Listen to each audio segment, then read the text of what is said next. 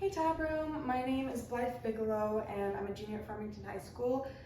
Tonight I will be reciting for you one of my favorite poems of all time. It's called The Hill We Climb by Amanda Gorman.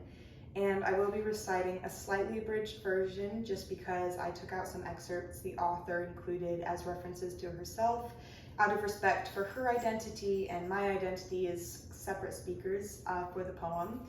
And I chose this poem kind of for two reasons. One, because it was first kind of announced to a public audience at President Biden's inauguration 4 years ago. And since it is an election year again, I thought it was kind of apt. And the second reason is just because I think this poem does such a good job of capturing what our country is like now. And in that, I think it's validating to hear, especially as we look at the news and what people are saying today. And I think it can get a little bit discouraging. But then this poem also captures the essence of what our country can be. And I think I've always found that very hopeful and inspiring, and I hope you will as well. So here is The Hill We Climb by Amanda Gorman.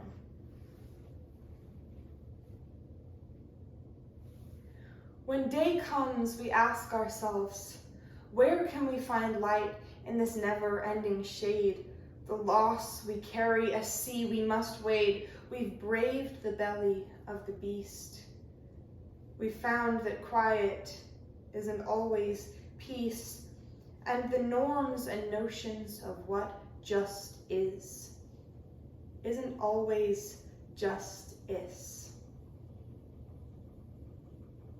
And yet somehow the dawn is for us. Before we knew it, somehow we do it. Somehow we've weathered and witnessed a nation that isn't broken, but simply unfinished.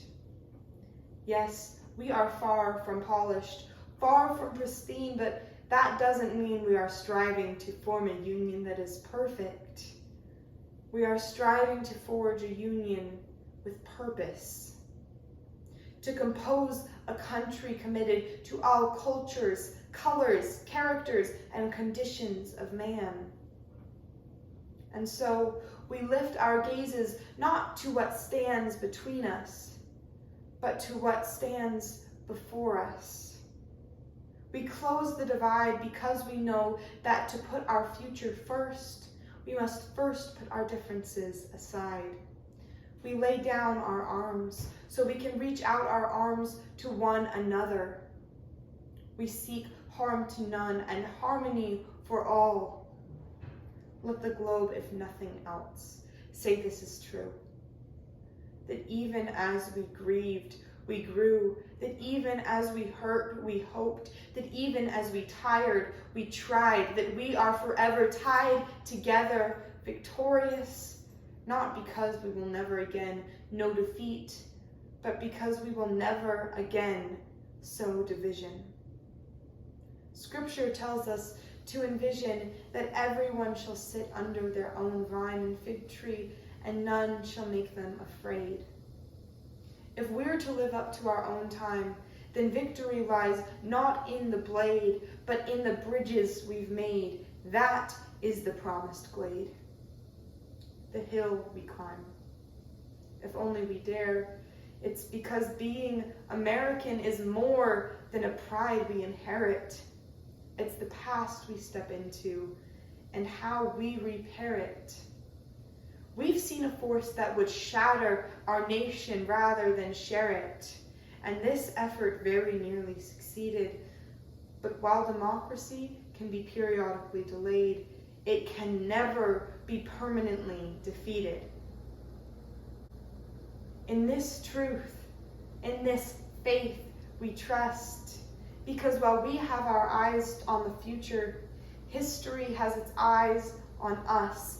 This is the era of just redemption we so feared at its inception. We did not feel prepared to be heirs of such a terrifying hour, but within it we found power to author a new chapter, to offer hope and laughter to ourselves. So while once we asked, How could we possibly prevail over catastrophe?